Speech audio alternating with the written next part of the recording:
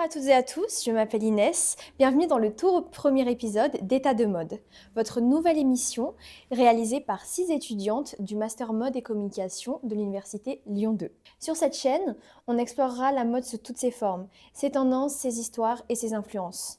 Un lieu où chaque épisode vous invite à redécouvrir un nouvel aspect de cette industrie. Pour cette grande première, on va plonger ensemble dans un sujet qui fait vibrer autant les créateurs que les passionnés, le fashion film.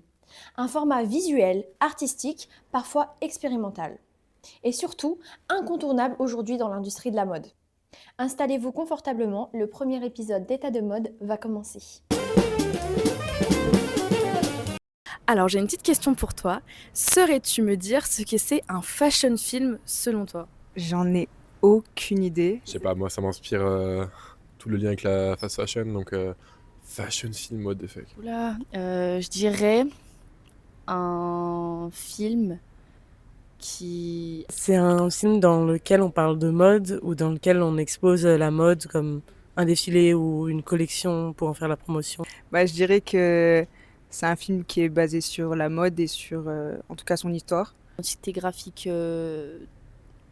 très personnelle. Je sais pas, je dirais un film où il y a beaucoup de... Je sais pas, de beaux vêtements, qui a un lien avec la mode.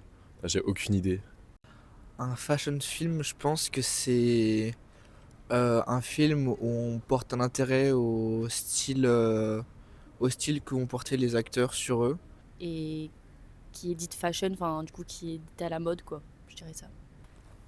C'est un film où, je sais pas, peut-être les gens portent des belles tenues, des tenues fashion.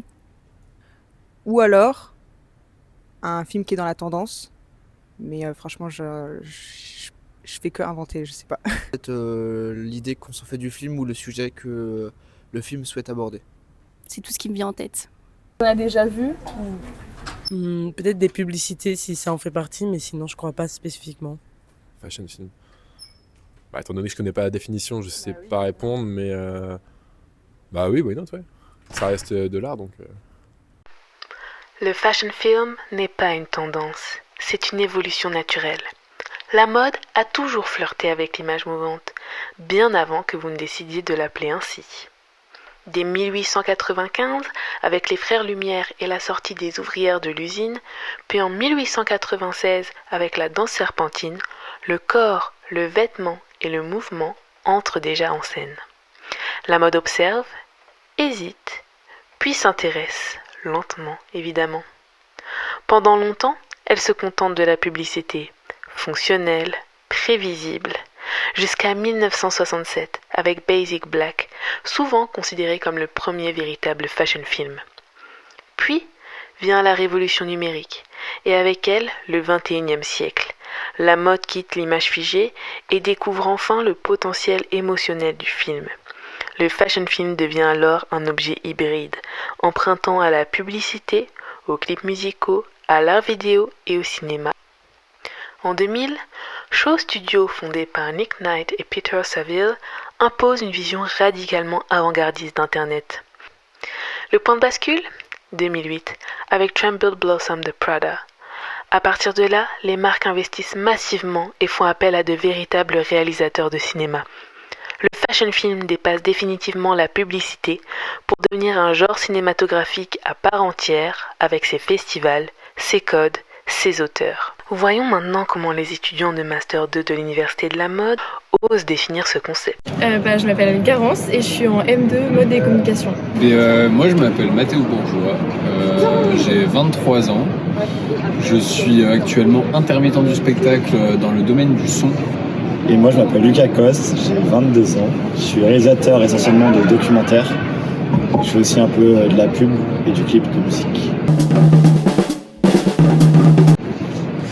Ok, alors on est 5 dans mon équipe dans le master, 5 filles et on a une équipe de réal, du coup on a un réalisateur, une personne qui s'occupe du son et notre actrice principale.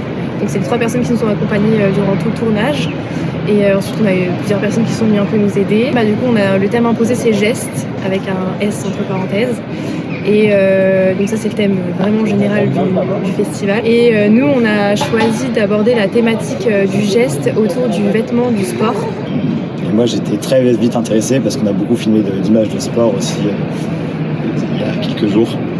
Notamment de l'escalade avec Kim, on avait fait un projet ensemble avec Mathéo et on voulait retrouver cette alchimie qu'on avait eue sur le tournage.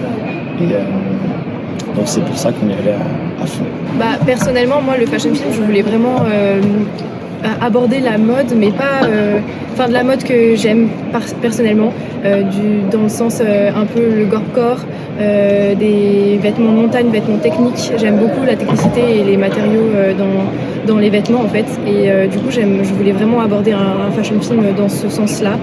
Et je pense que mon groupe aussi était vraiment intéressé par les sports outdoor.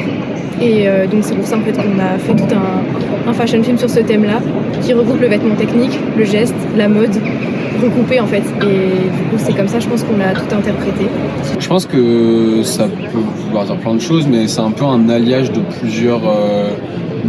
plusieurs techniques. On n'est pas vraiment dans du clip, on n'est pas vraiment dans du court-métrage, c'est un peu un entre-deux quoi, je dirais, où le son est ultra important, les mouvements de caméra, la DA, tout, enfin du coup aussi forcément la dimension fashion quoi, donc les habits, tout ça quoi. Et c'est intéressant parce que c'est vraiment, on prend un peu dans plein de domaines différents pour faire au final un fashion film. Enfin moi c'est la vision que j'en ai en tout cas. Et c'est cool quoi parce qu'on peut un peu partir dans tous les sens aussi, il n'y a pas vraiment de règles imposées. Fashion film, on nous laisse totalement libre. Normalement, on n'a pas vraiment de budget de base, mais on a décidé nous parce qu'on avait on a quand même un film un peu ambitieux. Je pense que dès le départ, on avait beaucoup d'idées et on s'est tout de suite dit que ça allait être assez compliqué et un petit peu cher dans la réalisation, notamment d'aller filmer à Grenoble en montagne et une partie à Lyon. Ça demande des coûts de transport. Nos acteurs, notre actrice et nos réals viennent de Paris. Du coup, c'était un peu compliqué aussi au niveau des trains, etc. Du coup, on a tout de suite mis en place une cagnotte. Et elle a super bien marché, donc ça nous a beaucoup aidé, même en termes de régie sur place pour manger, faire manger toute l'équipe, les trains et aussi l'hébergement, etc. Donc on a pu bien s'en sortir. Mon conseil c'est peut-être de vraiment bien répartir les rôles, c'est extrêmement important, surtout sur le tournage. Et bien s'organiser dès le début, vraiment très bien faire le découpage technique parce que sur le tournage c'est extrêmement important d'avoir quelqu'un aussi qui scripte. Nous on a Axel dans notre groupe qui s'y est vraiment pris au jeu pendant le tournage. C'était pas prévu vraiment dès le départ, mais c'est vrai que ça nous a vraiment aidé parce que c'est quelqu'un qui a en tête vraiment le déroulé du scénario, tous les plans, les raccords, etc. Et ça aide vraiment au bon déroulé du tournage. Donc ça je pense que c'est extrêmement important et c'est vraiment le meilleur conseil que je pourrais donner, c'est ça. Okay. Et du coup notre réal est aussi monteur, donc il va s'occuper de ça. Et dans notre groupe on s'est attribué aussi des rôles d'assistants pour qu'il y ait au moins une personne de notre groupe qui soit bien référente avec notre équipe de réal. Donc on a Axel qui fera l'assistante montage, qui communiquera avec notre monteur du coup pour que ça se passe vraiment le plus fluidement possible. On se rejoint quand même vachement parce que je suis aussi compositeur et en fait mon travail de technicien m'aide beaucoup, par exemple pour mixer mes sons, trouver des sonorités qui coïncident bien entre elles. Et là par exemple sur ce film, du coup on n'a pas encore attaqué la partie de post-production, composition et tout ça, mais l'idée c'est que le sound design, donc les effets spéciaux audio on va dire, ne fasse qu'un avec la musique en fait, c'est-à-dire qu'il est vraiment, c'est pas juste de la composition musicale quoi. On est vraiment dans un truc plus organique qui va plus chercher, un peu comme les fashion films, faire rencontrer plusieurs mondes pour créer quoi. Et du coup pour ça, j'utilise aussi bien des sons que j'ai pris pendant le tournage que mes synthés, mes boîtes à rythme, des enregistrements de voix, plein de choses quoi. Et du coup, de ouf parce que, même là on a quand même suivi des plans qu'on voulait faire, un scénario, mais on sait que ça peut encore beaucoup bouger pendant le montage parce que le montage va être assez dynamique, va dépendre des choix qu'on a fait aussi. On a eu des idées aussi là pendant le tournage qui n'étaient pas forcément écrites. Donc je pense qu'il y a encore pas mal de taf. Oui, là, c'est la fin du tournage. mais il y a encore beaucoup de travail parce que le montage il va vraiment être comme une nouvelle écriture au projet. Pour ma part, ouais, ça m'a beaucoup plu. J'étais en spé cinéma au lycée, donc c'est sûr que c'est quelque chose qui m'intéresse vraiment. J'en avais déjà fait un, je m'étais dit plus jamais je refais, et au final aujourd'hui j'en ai refait un, donc pourquoi pas, ouais, à la suite. En vrai, c'est des projets qui sont hyper intéressants sur tous les plans, donc j'espère en vrai en reproduire un jour. Ouais. Merci beaucoup pour ton temps. Merci à toi, c'était trop cool. C'est vrai qu'à la base on se déteste, donc là c'était vraiment que professionnel. Non, mais en vrai, il y a le truc que nous on s'entend tous hyper bien, tous les 5. Et puis je pense qu'on avait tous envie de travailler ensemble, donc du coup on s'est mis direct ensemble, genre. Et puis après, ce qui était cool, c'est que En fait, je crois que sur le thème et sur la vision du truc aussi, on s'est assez vite ouais, en fait, rejoints. on avait déjà des appétences similaires. On voulait déjà tous un truc un peu dans la nature, je crois. Et du coup, c'était un plus en vrai. Ouais, avant je faisais de la photo. Je faisais genre photo numérique en studio. Enfin en faux studio chez moi. Et du coup, mais ça date vraiment, j'étais au lycée. Ok. Et du coup, j'avais acheté des lights et tout parce que je kiffais ça. Maintenant, j'en fais plus. Ok. Je fais plutôt de l'argentique. Voilà. Mais... Pas tant. Déjà, on a de la chance tous d'avoir des amis ultra créatifs. Par exemple, du coup, Palo, c'est une de mes meilleures potes, c'est la photographe plateau. Et j'ai fait une fois photo de plateau pour un clip. C'était super. C'est là où je me suis dit, c'est vraiment trop cool, visuellement et tout. C'est trop inspirant. Pour un court-métrage, j'ai toujours voulu parce que j'adore le ciné. Et du coup, là vraiment, j'aime trop ça et j'espère grave en faire. J'ai trop hâte parce que là, je pense que ça va être trop beau, il y aura des trop belles images. Et le lieu est fou, quoi. Donc, franchement, trop inspirant comme décor. Et j'espère que ça va bien rendre. En vrai, je pense qu'on voulait grave sortir de la ville et filmer à la campagne. Et ici, on a plein d'avantages. En vrai, c'est à ma famille, donc en vrai, tu loues pas. T'es proche de Lyon, t'es à 1h10, les gens ils peuvent nous rejoindre en train. Et quand on a eu l'idée du menuiserie, le fait d'avoir un atelier, en vrai, direct, tu te dis, vas-y, c'est parfait, en vrai, c'est l'endroit idéal. Et voilà, en vrai, il y a plein d'espaces qu'on peut utiliser, donc c'est trop cool. Voilà. Trop bien. Ouais, allez, trop bien. En route pour l'atelier. Let's go. Et tous, en fait, c'est pas des gens qu'on a démarchés, etc. Enfin, si, mais c'est nos potes. Par exemple, Angèle, notre chef op, c'est une pote à Vava. Et je suis en option image à mon école. Du coup, forcément, c'est un peu ce que je préfère, sinon j'aurais choisi une autre option, je pense. Mais ouais, voilà, il y a genre option son, option montage, option production. Et du coup, option image, c'est vraiment les caméras et la lumière, quoi. Grave. Enfin, surtout, ils ont fait tout un petit dossier qui est très communicatif, je trouve, des idées, des intentions et tout. Ça m'a grave aidé direct à un peu à essayer de capter ce qu'ils voulaient, quoi. Ok, à te mettre dedans, quoi. Ouais, c'est un peu ça. Ouais. Okay. Alors, la post-prod, en charge, on a pris quelqu'un aussi d'externe qui est un pote à Vio, qui est monteur professionnel. Et en gros, c'est lui qui va faire tout ce qui est étalonnage et montage. Mais après, ce sera nous les référents. Donc, on compte se banaliser une semaine avec lui, où on fait que du montage. Okay. Et les plus gros référents, ce sera du coup Vava et moi, parce que on a déjà fait du montage et on a assez une idée. On sait comment ça marche et on sait comment parler à un monteur. Et voilà. C'est tout le temps important. Ok. Ouais. Non, c'est comme faire un bon plan, quoi. Il faut faire une bonne prise de son parce que il faut pouvoir arriver au montage avec toutes les possibilités possibles. Donc si au final il décide de pas mettre de musique, de mettre que du son pur, il faut qu'il soit bien. Donc c'est hyper important. Et pareil en documentaire et que ce soit tout en bien pour après en fait avoir de la liberté en montage. Non, en fait c'est que donc c'est Violaine là, l'assistante réelle qui a fait coucou à vous. Qui en fait m'en avait parlé l'année dernière. Mais du coup je savais pas. Ouais non je connaissais pas. Ok. Mais voilà, mais là du coup c'est un peu le retour parce que ça fait 2 ans que j'ai pas fait de tournage donc c'est un peu le retour à ça. Voir être comme ça, devoir gérer le son, c'est compliqué, mais ça va. Et voilà. Mais en vrai, les décors, c'est un truc qui prend vraiment beaucoup de temps de penser à tout ça et tout. Parce que tu dis toujours en mode c'est bon, mais en fait, il y a toujours d'autres trucs auxquels penser. Arrête de rigoler, vieux. Et du coup, voilà. Mais en vrai, c'est hyper kiffant à faire. Avec plaisir. Dans le cadre du Lyon Fashion Film Festival organisé par l'Université de la Mode à Lyon 2, nous accueillons aujourd'hui Maxime qui a dû réaliser un fashion film dans le cadre de son master. Coucou Maxime. Hello. Ça va? Ça va et toi? Super. Installe-toi, je t'en prie, Merci. mets-toi à l'aise. Merci. Alors pour cette interview aujourd'hui, je vais te poser quelques questions sur comment tu as réalisé ton fashion film. Aussi, on sait que tu as pu le réaliser seul, donc pourquoi tu aurais pris cette décision, etc. C'est bon pour toi? Ouais. Ok, parfait.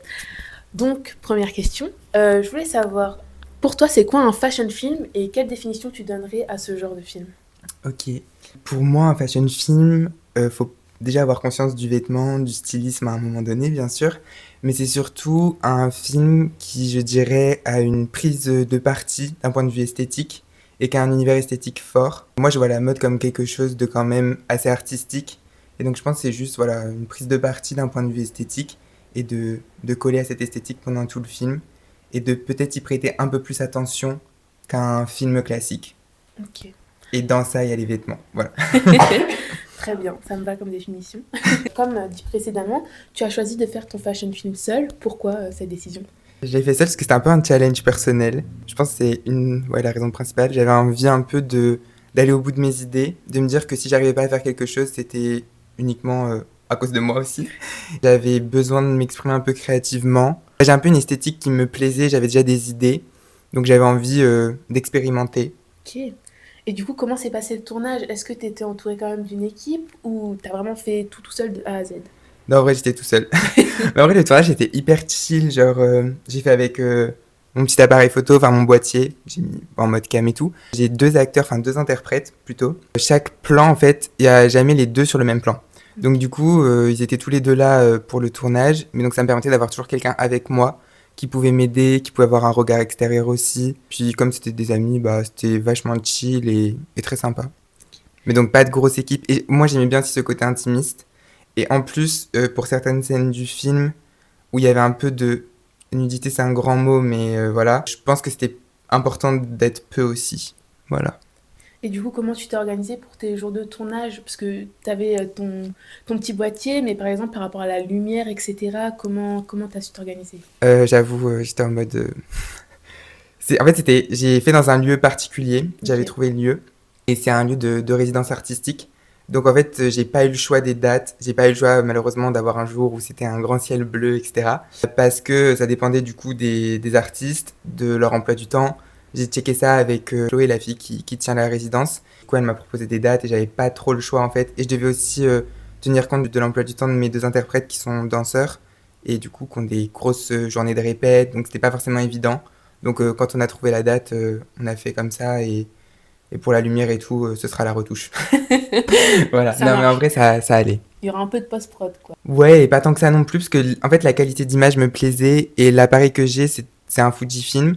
Donc j'avais déjà paramétré le boîtier pour avoir un grain et une esthétique, une certaine déjà colorimétrie avant même le travail de post-prod, pour justement avoir quelque chose de très naturel, mais déjà un peu orienté d'un point de vue esthétique, Ok, pour coller avec le lieu. Voilà. ça marche. Et du coup, en post-prod, il y aura vraiment que du montage, de l'assemblage d'images, quoi. Il y aura pas beaucoup de retouches. Bah, il y aura un peu d'étalonnage quand même, Ok. histoire de sublimer le truc. Mais je veux que ce soit minimaliste. Genre, je veux vraiment... Enfin, moi, j'aime bien les esthétiques réalistes. Et que ce soit pour la thématique de mon film, mais aussi mes inspi, etc. En général, c'est plus les choses que j'aime. Et donc, j'avais envie que ouais, ça colle à cette idée un peu de réalisme. Ok. Et c'est toi qui t'en occupes aussi, du coup, de tout ça? Ouais. Tout seul, quoi. Non, mais après, j'ai des potes et tout qui m'aident ou qui me font des retours. Mais juste, moi, je trouve ça cool, en fait, d'essayer.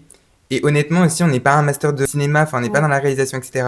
Moi, je suis OK avec le fait que bah, c'est amateur ce que j'ai fait. C'est plus qu'en termes d'idées, d'intention sur le projet.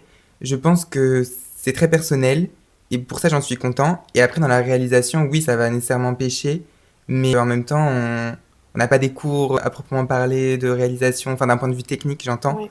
Donc c'est sûr que c'est là où une équipe peut être intéressante. Moi, je trouvais ça aussi intéressant d'expérimenter en fait toutes les parties du film pour vraiment me dire ouais, j'ai touché un peu à tout. J'ai touché au montage, j'ai touché à la réalisation au moment du tournage, j'ai fait le script, j'ai travaillé sur la voix off. Enfin, je veux dire, et tout ça c'est super intéressant. Et le seul vrai gros travail collaboratif que j'ai eu, c'est sur la bande son, où je remercie Thibaut, le gars du master MAV, avec qui on travaille pour tout ce qui est bande son, musique, son et effets sonores. Franchement, il a grave compris ma vision et c'est là où c'était important d'avoir quelqu'un avec qui travailler parce que ça, c'était vraiment quelque chose que moi, je n'aurais pas pu faire. Et il a fait un super truc, enfin une super bande son, donc je suis grave content. Et ça aide à sublimer le film. Ok. Voilà. Et t'avais déjà une idée en tête du coup pour cette bande son que tu lui as partagée ou Ouais. vraiment tu lui as laissé une liberté artistique? Alors, à chaque fois, moi, que ce soit avec les interprètes danseurs ou avec Thibaut pour la bande son, je pitchais le projet et l'esthétique globale que je voulais. J'envoyais mes références. En danse, je donnais des références chorégraphiques. En musique, je lui ai aussi donné des références. Genre la main inspi, c'était After Sun, enfin les musiques d'After Sun. Je voulais quelque chose de très ambiant qui accompagne l'esthétique du film. Mais après, je leur laissais un peu carte blanche, que ce soit pour les danseurs ou pour Thibaut. J'étais en mode, bah voilà, t'as l'idée, je pense que t'as compris l'esthétique, t'as les images, tu vois ce que ça peut donner. Mais maintenant, carte blanche dans ça pour ce que tu veux proposer. Voilà. Et est-ce que tu as eu des difficultés qui ont été du coup un peu compliquées à gérer seule ou tu as su t'en sortir, tu as trouvé un peu des petits moyens de pallier à ça? Je pense que travailler seul, c'était challengeant. Bah, je voulais me challenger et ça a été challengeant parce que t'as beaucoup de moments où t'es un peu dans le doute. T'as beaucoup de moments où, comme c'est énormément d'expérimentation, enfin moi, vu que j'ai pas forcément les compétences techniques, je testais des choses. C'est super cool et super gratifiant quand ça fonctionne, mais c'est aussi très frustrant toutes les fois où ça fonctionne pas. C'est là où des fois d'en parler à ton entourage, ça peut être aidant parce que sinon t'as tout dans ta tête et au bout d'un moment, même psychologiquement, c'est un peu trop parce que tu retournes le film dans tous les sens, tu fais que de le voir, tu fais que de te poser les mêmes questions. Et le fait de pas l'exprimer à haute voix, des fois c'est un peu lourd. Mais les fois ça fonctionne, t'es super content quoi. Ok. Et du coup, pour ce fashion film, c'était le premier que tu réalisais, ou même un film en général, Ouais. ou tout seul? Oui. Et en groupe, t'avais déjà fait ou pas du tout? Non, du tout. Ok, donc c'était vraiment une première expérience. Ouais. Ça t'a plu? Ouais. Mais après j'aime bien tout ce qui est photo. Le film que j'ai fait s'intègre un peu avec ma DA personnelle, enfin je veux dire des photos que je prends, de ce que j'aime en esthétique, etc. La photo et la vidéo, il y a quand même un gap, mais dans la façon d'interpréter mon film, je le prenais de façon très chill, je voulais pas des effets spéciaux, c'est pour ça que je voulais un truc très réaliste, je savais que dans la réalisation, j'allais faire quelque chose de vraiment sobre, de très minimaliste, parce que c'est l'esthétique qui me plaît, mais aussi pour une question de faisabilité. Et ça, je pense qu'il fallait en avoir conscience parce que je pouvais pas me permettre de faire beaucoup plus que ça en termes de budget ou même d'un point de vue technique, j'aurais pas pu faire quelque chose de... Voilà. Et ça m'intéressait pas non plus. Ok. Suite à ce film, est-ce que tu aimerais le développer par exemple dans un long métrage ou vraiment le retravailler une fois? Parce que je sais pas si tu l'as fini là. Ouais, il est quasiment fini. Ok. Et est-ce que tu aimerais développer ce projet ou pas du tout? Tu Non. veux le laisser tel quel et... Ouais, non. Non, en vrai, là, j'arrive au moment où je suis content que ce soit fini, déjà. Puis même, c'était une bonne expérience, mais j'ai plus envie de passer à autre chose, quoi. Ouais. D'un point de vue projet, enfin... Mais c'était cool à faire, mais maintenant, next. Et du coup, tu vas le présenter au Lyon Fashion Film Festival? Je sais pas. Je pense pas, honnêtement, parce que j'ai envie vraiment de passer à autre chose. Mais d'un point de vue... Enfin, pas... Enfin, mode de... Je sais pas ce que je vais faire après exactement, mais... Du coup, je suis plus dans cette idée de... Ça, c'est fini, c'est le passé. Peut-être de temps en temps, je le re-regarderai pour me remémorer, mais je veux dire... je suis pas sûre d'avoir très envie d'être dans cette logique de le présenter. Et je sais pas si j'en suis suffisamment fière aussi pour ça. Donc peut-être aussi voir la réception, là déjà à la première projection. Et peut-être après je verrai, mais c'est pas du tout mon idée en tout cas. Et même en le faisant, j'avais pas cette ambition-là. Donc ça me gêne pas. Tu l'as plus fait pour toi en fait. Ouais, je l'ai fait pour moi. C'est très très bien. Non, je l'ai fait pour me challenger et pour faire un truc qui me ressemble d'un point de vue esthétique. C'était juste pour me faire kiffer quoi. Ok. Et me challenger, enfin expérimenter. Trop bien, bah hâte de le voir. Et quand est-ce que tout le monde pourra voir ton film, peut-être sur la chaîne YouTube là, si t'acceptes de nous le partager? Ouais, peut-être comme ça. Trop cool, ça Voilà. sera prochainement sur la chaîne YouTube. Et ce serait grave cool en tout cas, que tout le monde puisse voir aussi ton travail, parce que ça a l'air super intéressant de ce que tu nous dis là. Donc franchement, hâte de voir le rendu. Je pense que ça va être super. Non, mais en vrai, c'était un projet très cool et à faire seul, c'est difficile. En fait, j'avais plein d'inspi pour le film. Enfin, j'avais des références vraiment multiples, pluridisciplinaires, enfin, dans plein d'arts différents. C'était hyper intéressant de toujours se raccrocher à ça. Enfin, entre guillemets, je sais ce que j'aime dans l'art et j'avais ça en tête. J'avais des grosses inspirations et de les faire dialoguer, de les faire s'échanger dans ton projet perso, C'est hyper enrichissant. Je pense que le film est très art et essai, et sans doute plus essai que art. Je voulais vraiment pas quelque chose de commercial, enfin on est très loin de ça. Je sais pas si on peut percevoir les multiples inspirations qu'il y a dedans, mais il y en a beaucoup. Donc peut-être que des fois si tu reconnais un truc et tout, tu sais, ça peut faire... En mode, ah ça me fait penser ouais, à ça. genre à tel artiste ou à tel film, telle musique, enfin bref. Et c'est un peu dans cette idée-là plutôt. Ok, Voilà. trop bien. Qu'est-ce que tu te dirais à toi-même du passé, du coup, aujourd'hui, en ayant presque fini ton Tu fashion es film? fou. Genre vraiment, genre... Non, en vrai, je savais que ça allait être dur. Mais c'était encore plus dur que ce que j'avais pu imaginer de faire ça seul. Mais je lui dirais quand même, vas-y. Parce que t'avais besoin d'en passer par là et le résultat est quand même cool. Voilà. Oui, c'est quand même... Ouais, je suis quand même T'es content. quand même un peu fier du résultat. Fier, je sais pas si c'est le mot. Content, c'est Ok. bien.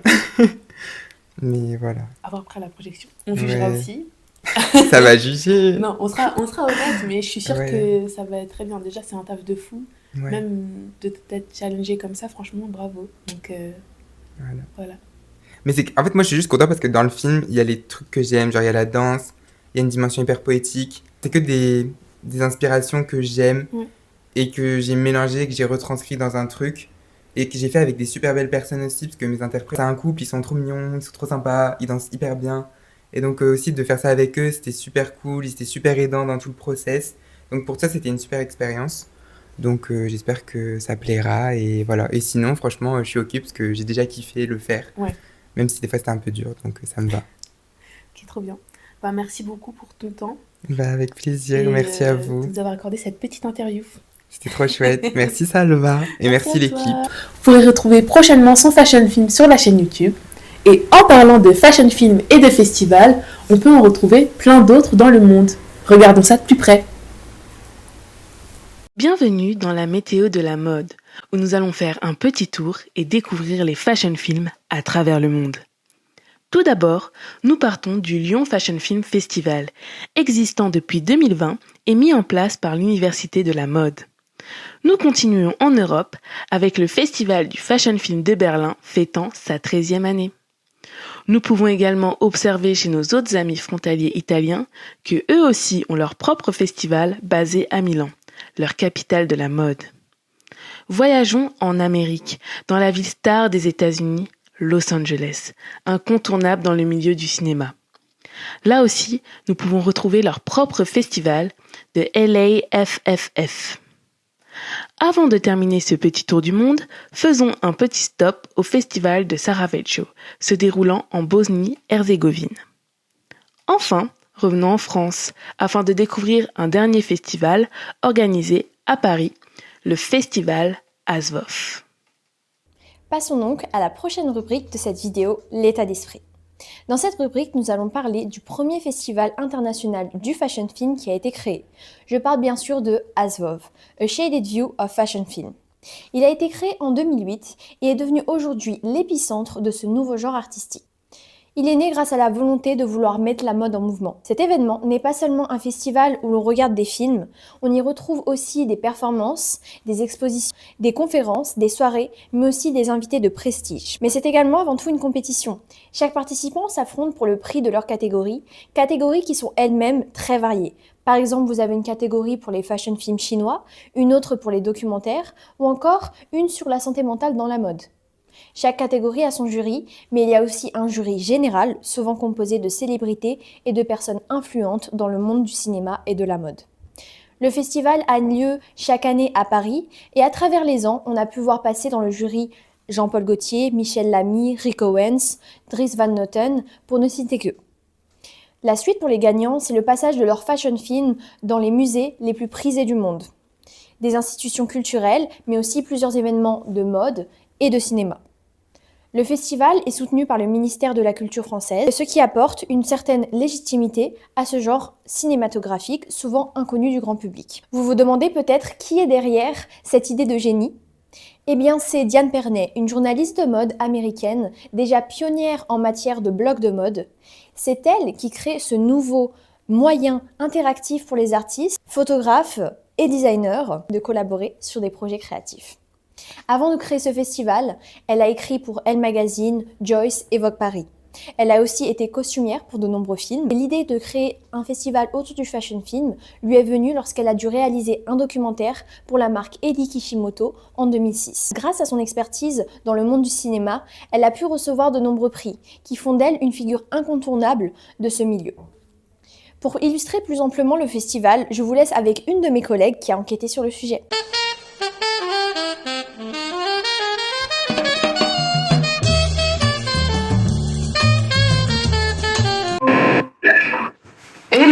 Hello. Bah déjà on peut commencer. Est-ce que tu peux... j'ai vu que tu étais au Gobelin à Paris. Oui. Et est-ce que tu peux nous parler un peu de ton parcours avant dans cette école et où est-ce que tu en es aujourd'hui? Parce que moi je savais très jeune que je voulais travailler dans le cinéma. Donc je suis allée faire un bac pro photo. Moi de base je viens de Saint-Étienne. Donc j'ai fait un bac pro à Saint-Étienne en photo. Mon but c'était d'aller dans le cinéma et après j'ai fait l'école Ciné Creatis à Lyon pour faire un bachelor je sais plus comment ça s'appelait, réalisateur concepteur il me semble. Mais je me sentais pas à ma place là-bas et après je suis allée au Gobelin et je me sentais beaucoup plus libre de faire ce que j'avais envie de faire. Et donc c'était un bachelor sur 3 ans, un bachelor photo et vidéo. Et puis voilà, les Gobelins c'était sur 3 ans et sur 3 ans on a des workshops avec différents thèmes. Celui que tout le monde attendait c'était le workshop mode. Donc le workshop mode, il fallait faire, on devait faire les deux, vidéo et photo. Il me semble, ou juste moi, j'ai fait mon film du coup Be Perfect à ce moment-là, donc c'est cette année-là 2023 où il y a eu le festival ASVOF aussi où j'ai pu présenter ce projet en festival. Du coup, en parlant de genre, c'est quoi pour toi un fashion film du coup? Pour moi, un fashion film, c'est utiliser la mode pour aider à raconter son histoire. Par exemple, La La Land, c'est pas un fashion film en soi, mais par contre, ils ont utilisé la mode à beaucoup de reprises, les couleurs, les formes, les costumes, pour contribuer à développer la personnalité du personnage. Et du coup, pour parler d'ASVOF, du coup, tu as pu gagner un prix grâce à ton court-métrage Be Perfect. Oui. D'ailleurs, félicitations. Merci. Est-ce que tu peux nous parler un peu du processus de création de ce court-métrage? Comment ça s'est passé voilà. Alors, du coup, ce court-métrage, je l'ai fait en 2023, pendant le workshop mode. En gros, on avait une collaboration avec une marque qui s'appelle 13 Bonaparte, qui est une marque parisienne dans le Marais. Et en fait, on devait mettre en scène 4 ou 5 looks, que je me souviens plus, avec une pièce à eux. C'est une marque super simple qui est pas du tout de ma DA de base, mais je me suis dit que je pouvais l'intégrer à quelque chose qui me ressemblait plus. Et en fait, je me suis rendu compte que j'avais envie de parler des standards de beauté parce que c'est un sujet qui est super présent et qui m'a beaucoup affectée. Et je trouvais que c'était un moyen super intéressant de l'exprimer parce qu'au final, on associe parfois la mode à quelque chose de superficiel, je trouve, alors que pour moi, ça l'est pas. Et je trouvais que raconter une histoire en travaillant sur un édito, ça pouvait être super cool. Et ça pouvait me plaire parce que du coup, je mélangeais ma passion pour la mode avec ma passion de faire passer un message. Et ça, c'était super chouette. Donc, pour ce court-métrage, c'était en 2e année. Et je faisais toujours tout moi-même, dans tous les cas. Et juste, je me suis dit, il me faut une actrice, des vêtements. Et j'ai demandé la majorité à des amis ou à des amis d'amis pour pour jouer dedans. Et en fait, moi, mon but, c'était vraiment de faire passer un message. Donc, je me suis inspirée d'Euphoria. Ok, ouais. Et oui, en fait, mon but, c'était de dire, en fait, j'en ai marre qu'on me dise d'être parfaite alors que j'ai juste envie d'être moi-même. C'était un peu le but. Et donc après, j'ai commencé à l'écrire en février. Et après, j'ai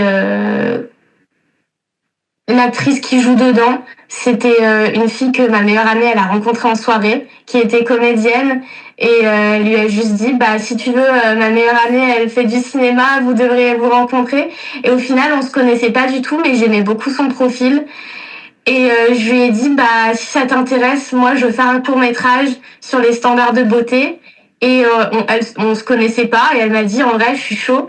Et du coup, elle est montée à Paris alors qu'on s'était jamais rencontrés, on s'était jamais parlé au téléphone, un week-end pour qu'on filme. Elle a dormi dans mon appartement alors qu'on se connaissait pas. Et en fait, juste, ça a été une expérience tellement cool parce que, en plus de faire quelque chose que j'aimais beaucoup, il y avait quelque chose de super humain dans le processus où, au final, j'ai fait une rencontre, j'ai pu faire participer plein de gens que j'aimais beaucoup dans ce projet. Et même si le jeu d'acteur, il est pas parfait ou quoi, c'est un de mes projets préférés parce que juste, j'en garde tellement un bon souvenir. Oui, c'était pas juste un projet artistique, c'était aussi voilà, un moment d'échange et de rencontre. C'est ça, oui. Fort, Et ouais, c'est ça. C'était vraiment... de toute façon, pour moi, à ce moment-là, je me voyais pas du tout le mettre en festival. Pour moi, c'était un projet dans un workshop. Et c'est vraiment après où c'est un de mes profs qui m'a dit j'aime beaucoup ce que tu as fait. Je connais une Diane du festival. Je vais lui envoyer pour qu'elle nous dise si ça vaut le coup que tu le mettes dans le festival. Et au final, ça s'est fait comme ça. Oui, parce que du coup, quand tu as réalisé Be Perfect, tu l'as pas du tout pensé comme un fashion film. C'était juste un court-métrage pour toi dans ton parcours. C'est plus comme ça. Oui, alors du coup, je l'ai vu un peu comme un édito, parce que le but, c'était vraiment d'insérer ces 5 looks de Bonaparte, de 13 Bonaparte dans le film. Mais sinon, je savais que j'avais pas juste envie de montrer des vêtements ou des gens qui marchent avec des vêtements. Ça m'intéressait pas spécialement. Ce que je voulais, c'était qu'au final, la mode, c'était secondaire à l'histoire, mais ça servait à l'histoire. Bon, passe une bonne fin de journée. Toi aussi. Encore merci. Pas de soucis, merci à toi. Maintenant, après avoir abordé le grand sujet des fashion films, nous allons faire une ouverture sur la mode dans le cinéma et passer à la rubrique de l'état d'âme. Dans un film, le costume ne sert pas seulement à habiller un acteur. Il participe pleinement à la construction du personnage, à son identité, à sa psychologie et parfois même à l'impact du film sur le public. Certains costumes sont devenus mythiques grâce à la collaboration entre le cinéma et les grandes maisons de couture. On pense par exemple à Diamant sur canapé, avec les créations d'Hubert de Givenchy, et notamment la célèbre robe noire portée par Audrey Hepburn, devenue une référence aussi bien dans l'histoire du cinéma que celle de la mode. Ces collaborations montrent que la mode joue un rôle central dans le langage cinématographique. Les costumes racontent une époque, traduisent des intentions et influencent durablement notre imaginaire. Comment se fait le travail entre le créateur, le réalisateur et l'acteur ? Et comment un vêtement pensé pour l'écran peut-il devenir une icône ? C'est ce processus de création, souvent invisible, que nous allons explorer à travers l'interview qui suit. Moi, je suis Mathilde, donc à la compagnie du costume, je suis chargée de projet à l'atelier. Alors, chargée de projet, en fait, si vous voulez, les productions de cinéma, séries, etc. viennent nous voir pour qu'on fabrique pour eux des costumes. Donc, ça va être costumes de rôle, costumes de figuration, des pièces uniques, des pièces en série, etc. Parce que justement, je me demandais si vous aviez des pièces vraiment d'époque, etc., si elles n'avaient pas leur place justement dans des musées peut-être, ou si vous aviez des pièces de marque. Alors, c'est arrivé, par exemple, on avait en stock une robe de Dior des années 50, la robe Muguet, qui a été rachetée, qui est arrivée dans notre stock, ce qui servait, parce qu'il avait été, c'était une fabrication, ou alors c'est qu'elle avait été utilisée dans un film dans les années 50, et elle était atterrie dans notre stock. Et la maison Dior nous l'a rachetée. D'accord. Et elle a été exposée lors de la grande expo Dior qu'il y avait eu il y a quelques années, qui a été itinérante après dans le monde. Et ça, on nous l'a racheté, cette pièce-là. Déjà, est-ce qu'il y a des différences selon les besoins et les exigences, en fonction des différents secteurs de vos clients? Oui. Eh bien, alors ça, c'est surtout marqué, on va dire, au niveau de l'atelier qu'on travaille, on va dire. C'est un peu cliché pour les gens qui travaillent dans le costume, mais il y a les costumes qui sont filmés et les costumes qui montent sur scène. Donc, il y a vraiment cinéma, série et spectacle. On n'a pas les mêmes contraintes. Cinéma, série, le costume, il peut être filmé de très près. Donc, il faut qu'il soit nickel. Dans le détail, il faut que ce soit impeccable. Dans le spectacle, il faut que le costume y tienne. Et parce qu'il va être porté tous les jours pendant plusieurs mois. Il faut qu'il soit très visuel. Il faut qu'on puisse... ça peut arriver que certains costumiers veuillent beaucoup de détails sur un costume de théâtre, de spectacle, mais quand on est à 100 mètres de la scène, on ne les voit pas. Donc, en fait, ça va être solidité et l'effet visuel, en fait, que ce soit un costume très lisible.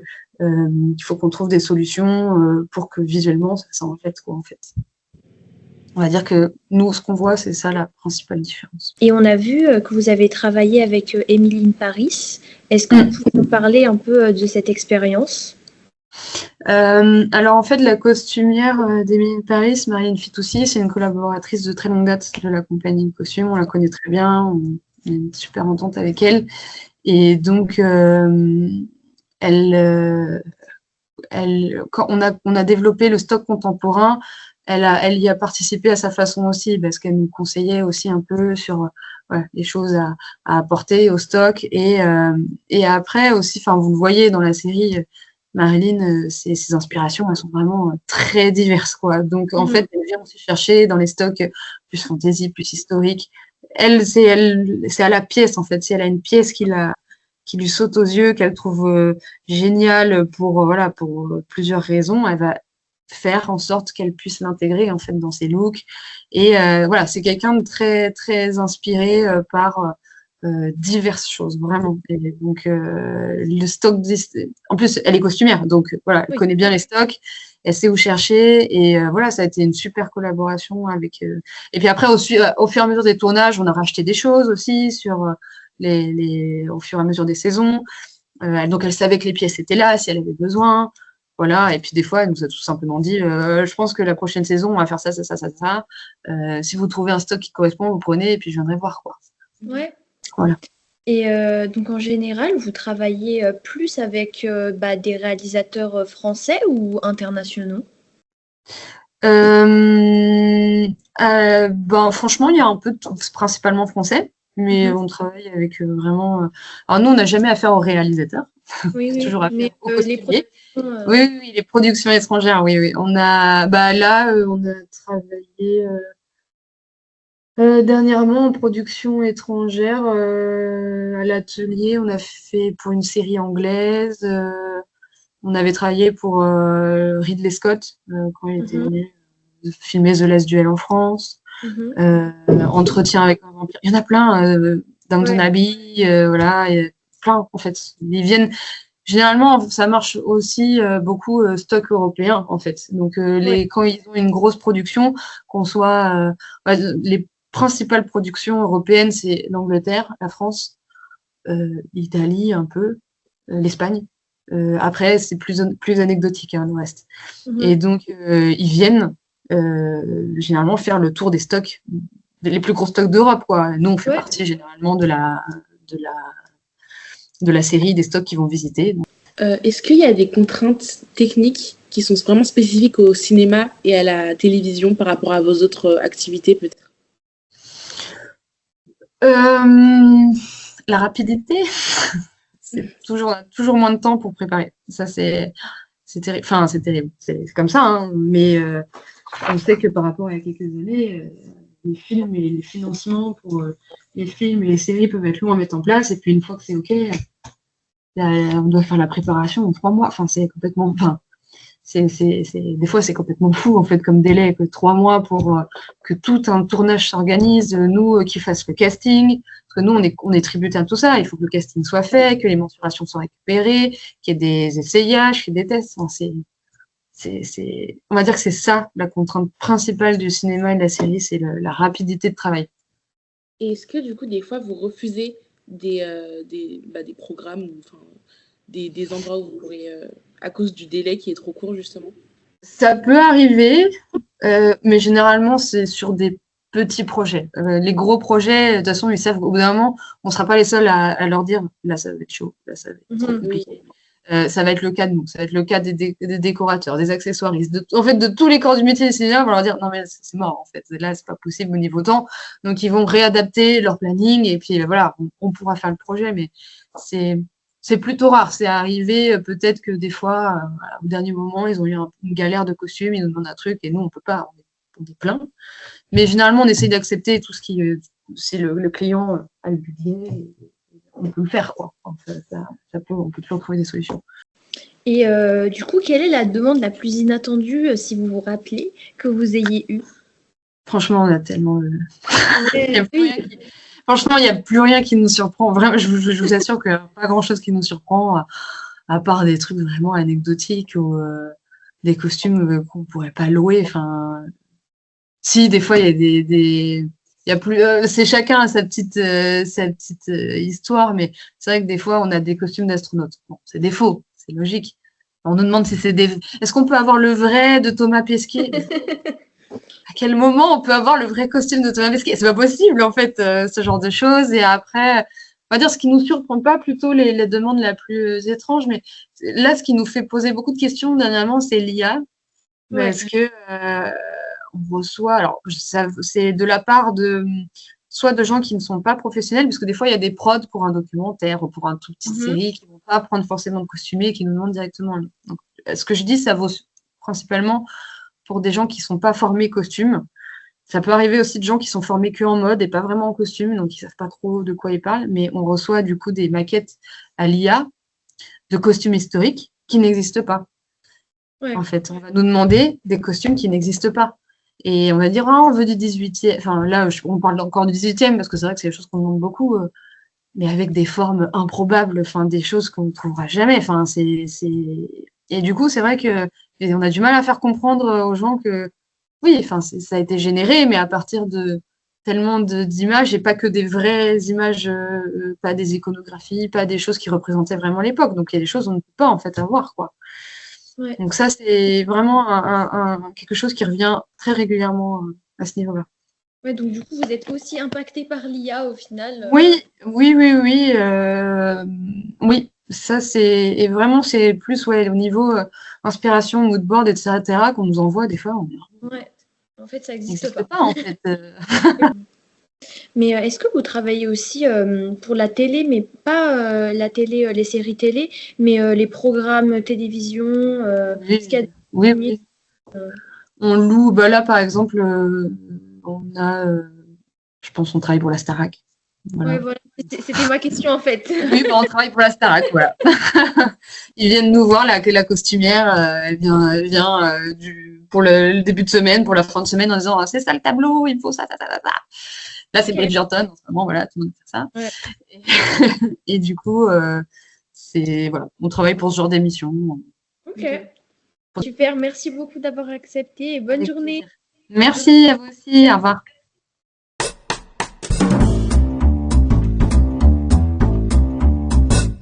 Alors, quoi de mieux pour finir cette belle émission qu'un peu de compétition? Donc, je vais faire maintenant le jeu, je vais vous présenter les règles. Donc, on reste quand même dans le thème de la mode, du film, de la série et du dessin animé. Alors, je vais vous projeter des montages de tenues que j'ai réalisés qui sont soit d'un film, d'une série ou d'un dessin animé. Le but étant de trouver le personnage, le nom du personnage, ainsi que le nom de l'œuvre. Donc, il y a un point pour le personnage et un point pour le nom de l'œuvre. Donc, j'ai essayé de faire différents univers pour que ça aille à tout le monde. Le premier qui a la réponse, il lève le doigt et c'est parti. Là, on part sur une série. Une série des années 2010 qui se passe après un événement. Oui, ça va The Walking Dead. Oui, The Walking Dead. Est-ce qu'on a le personnage? Peut-être. Le personnage, personne. On a vu tout ce qu'il y a vu. Non. Alors, je pense que c'est peut-être pas celui avec la batte, mais l'autre personnage principal. Il a une barbe et. Alors, tu parles du shérif, mais c'est son fils. Voilà. On passe à la prochaine. Prochaine, hein. Peut-être un peu plus simple. Une série. Salva, je crois qu'elle a toutes les réponses, mais elle garde un peu pour elle. Salva. C'est Walter White. Exactement. Et la série, c'est comment ça s'appelle? C'est la série, ils font de la drogue là. Breaking Bad. Voilà, merci. Exactement, c'est bon. Inès, voilà. Un point. Breaking Bad. Et un point aussi pour Salva, évidemment. Alors, on passe au prochain. Donc là, peut-être un peu plus. Oui, Inès. Exactement. Mais est-ce que tu as le nom du personnage? Non. Il est compliqué. C'est Jim Carrey. C'est Jim Carrey, mais. Non, j'ai pas. Non. T'as un point. Ouais, t'as un point. Parce que le personnage, j'avoue, j'ai un peu abusé. On passe au prochain. Alors là, Inès. Cruella. Ah putain. Dans les soins d'adaptation. Ouais. Allez, prochain film. Alors, si on est sur une DA, Inès. C'est que des films. Je vous dis, non, il y a des séries et des dessins animés aussi. Inès qui a levé la main en premier. Et de Romain d'argent. Exactement, c'est ça. Moi aussi, j'ai aussi, dire Nana de ouf. C'est pour ça que j'ai rajouté les ciseaux à la fin. Ah oui, tu l'aurais dit. Un film, ça le va direct. Kill Bill. Exactement. Du coup, Uma Thurman, mais je sais même plus comment elle s'appelle dans le film, genre. La mariée sanglante. Ça me va très bien la mariée parce que c'est son pseudonyme, donc ça me va très bien. Un point de plus pour Salva. Le prochain. Donc là, on est vraiment sur une DA un peu spéciale. Bah non. Non, parce qu'en fait, c'est une femme. Ah, je ne dis pas. Ah, pas sûr, hein. Pas sûr. Vas-y, tente. Des fois, j'ai mis des vêtements féminins pour un personnage masculin. Cillian Murphy. Oui. Dans... Salva. Voilà. Et le nom du personnage, peut-être? Quelqu'un là? J'ai pas regardé. L'amour de ma vie. Thomas Shelby. Thomas Shelby, c'était. On passe au prochain. Là, on est sur un dessin animé. Ah, je sais. Non, moi je dis pas. Oh, Salva qui peut plus jouer. Vas-y. Zootopie. Oui. Non, ok. Et c'est quel personnage? Je sais plus comment elle Judy s'appelle. Hopps. Ouais, voilà, Judy. Judy Hopps. Et c'est ça. Voilà, c'est elle, le petit lapin. Ça. Gossip Girl. Exactement, Gossip Blair. C'est ça, exactement. La main, Là, voilà. J'étais obligée de le mettre, celui-là. Un peu plus compliqué. Bridgerton? Non, Ah non, pas Les Bridgerton. Trois Mousquetaires. Non. Mais c'est dans cette DA, exactement. Pirates des Caraïbes. Non. Ah ouais, je sais pas. Le chapeauté. Oui, le chapeauté. C'est chaud. Avec le corset orange pour le petit poil du chat. Ça lui irait très bien. La prochaine, on est sur autre chose. James Bond. Exactement, c'est ça. James Bond. Il y avait un personnage. Il s'appelle James Bond. Donc, tu as des points. Des fois, le personnage, c'est le nom du film, donc c'est vrai que les points vont plus vite. La prochaine. Joker. Harley Non. Quinn. Mais c'est pas la meuf du Joker. Oui, mais c'est Harley Quinn. Ok. Mais c'est dans quel film maintenant, Inès? Suicide Squad. C'est ça, Ah oui, exactement. Purée, c'était mon déguisement d'Halloween. Tu l'as 19. L'avant-dernier. Mais je sais que Salva, que tu l'as. C'est Marvel, mais je sais pas de lequel t'as choisi. On s'en fiche. Non, bah au moins le personnage quand même. C'est Scarlet Witch. Ouais. Et bon, tu sais que c'est un Marvel, donc moi j'ai pris Avengers, mais ouais. parce que c'est la première fois qu'elle apparaît, mais c'est ça. Et le dernier, qui est un peu plus compliqué, je vous donne pas d'indice pour l'instant, parce que tout se joue dans le détail. Dans le détail, t'as dit? Ouais, dans le détail. Mais la lampe, C'est quoi à côté? Moi, j'ai envie de dire un trait. J'allais dire, ça me fait penser juste à Aladdin, la lampe. Mais le reste, ça va pas. Ouais. Mais Jafar, genre. C'est ça, exactement.